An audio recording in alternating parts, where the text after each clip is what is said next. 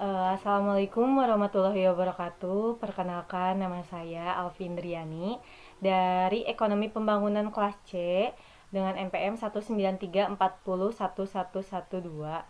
Di sini saya akan mempresentasikan mengenai analisis karya tulis ilmiah yang saya dapat, yaitu berbentuk jurnal ilmiah dengan judul Pengaruh Investasi, Ekspor, dan Tenaga Kerja Asing terhadap Tingkat Pengangguran Terbuka di Indonesia pada tahun 2011 hingga tahun 2017, karya Emilia Susanto, jurusan Ilmu Ekonomi, Fakultas Ekonomi, Universitas Brawijaya Malang tahun 2019.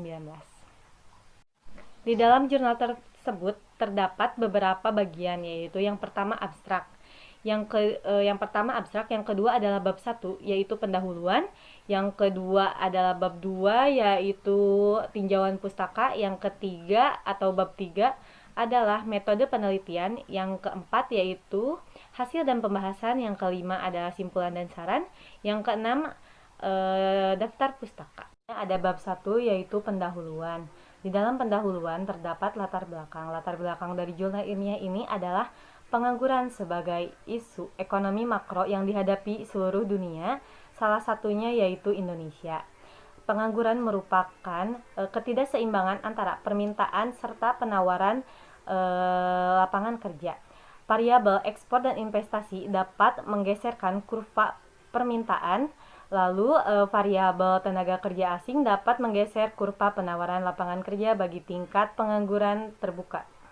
Selanjutnya, metodologi penelitian. Terdapat dua metodologi penelitian, yaitu yang pertama menggunakan ECM atau menggunakan metode analisis error correction model yang disebut dengan ECM untuk mengetahui pengaruh independen terhadap dependen pada jangka pendek. Selanjutnya, menggunakan regresi linear berganda untuk mengetahui pengaruh independen terhadap dependen pada jangka waktu yang panjang. Lalu selanjutnya ada hasil.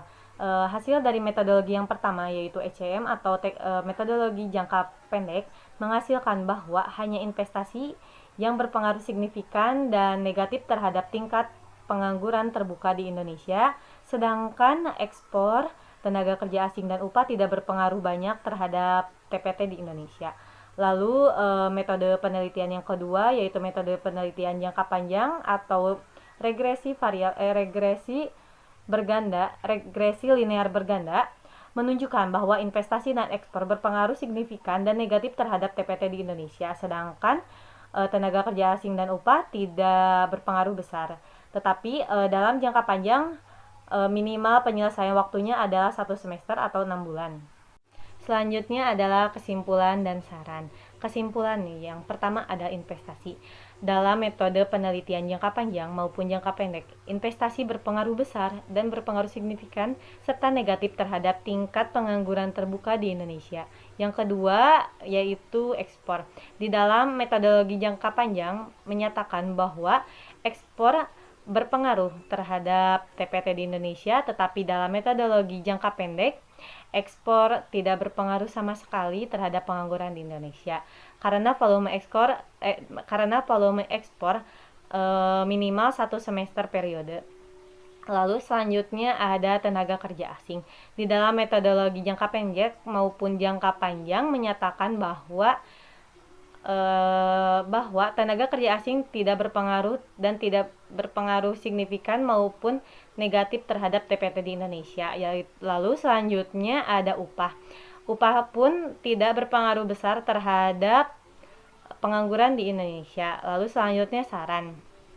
Saran penulis yaitu pemerintah harus mendatangkan investor, bisa dari investor dalam negeri maupun investor dari luar negeri, sehingga terciptanya lapangan pekerjaan yang lebih besar. Yang kedua, terus mendukung kegiatan ekspor dan memperluas pasar produksi. Yang ketiga adalah memantau TKA dengan teliti agar tidak terjadi tenaga kerja asing ilegal di Indonesia lagi. Sekian presentasi dari saya. Mohon maaf apabila ada kesalahan. Wassalamualaikum warahmatullahi wabarakatuh.